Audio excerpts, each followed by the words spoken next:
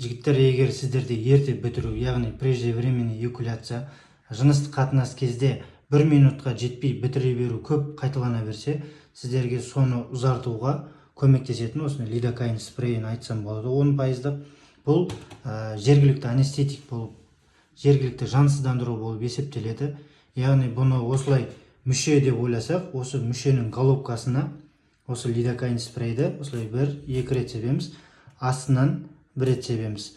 Ол 10 минут күту арқылы сіздер головкаларыңыздың жансыздануы жүреді. 10 минуттан кейін міндетті түрде оны жуып тастау керек. Неге десеңіздер, ол әйелдеріңіздің қынамына түскен кезде оның жансыздандыруы болып, екі жақты бітіре алмау немесе ләззатқа батпау болады.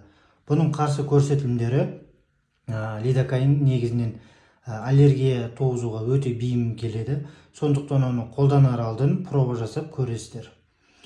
Осы сіздерге 10 минут болған соң жуасыздар, жуып болған соң жыныстық қатынасқа түскен соң сіздердің мысалға 3 минутты бітірсеңіз, оны 3-4 есеге дейін көбейтеді. Яғни 10-15 минутқа дейін жыныстық қатынас болу ұзартуы болады.